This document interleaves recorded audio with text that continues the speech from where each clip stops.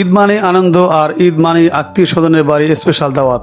বন্ধুরা, তাই তো সকাল সকাল রেডি হয়ে চলে গেলাম কমলাপুর রেল স্টেশন, গন্তব্য শ্বশুরবাড়ি।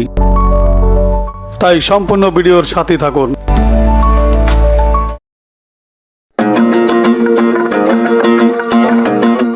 এটি হচ্ছে কমলাপুর রেল স্টেশনের সুপরিচিত আর্কিটেকচার। তারপর চলে গেলাম ফলের দোকানে।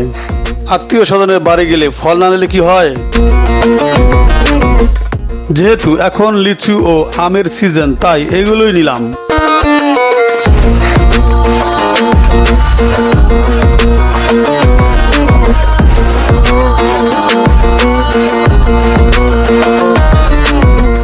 স্টেশনের ভিতরে ঢুকতেই নজরে পড়ল বিলবোর্ড, যেখানে ট্রেন ছাড়ার সময় লেখা ছিল।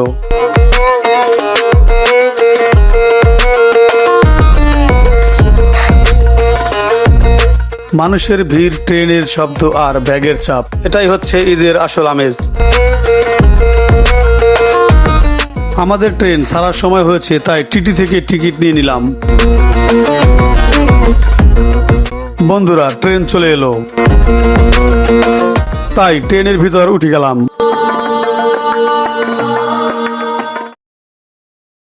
এই হচ্ছে ট্রেনের ভিতরের পরিবেশ।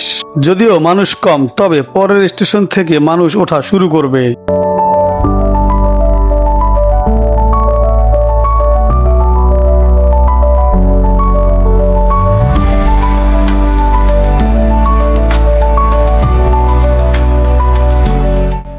বন্ধুরা, অবশেষে আমরা ট্রেনে উঠে গেছি। এখন শুরু হবে আমাদের ঈদ যাত্রার আসল মজা।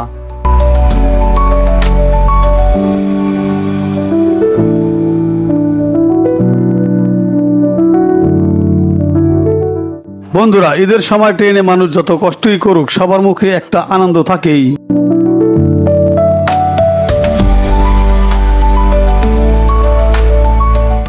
এই হচ্ছে ভিতরের এখনকার পরিবেশ। প্রচুর ভিড় ও গরম লাগছে। সবুজ মাঠ, ছোট ছোট স্টেশন। ট্রেন জার্নির এই সৌন্দর্য কখনো পুরনো হয় না।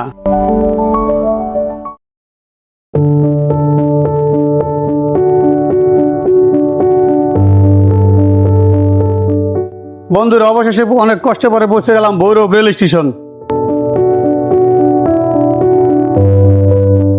বন্ধুরা, আপনারা যদি ঈদের সময় কোথাও বেড়াতে যাওয়ার চিন্তা করেন, তাহলে ভোগান্তিতে পড়বেন।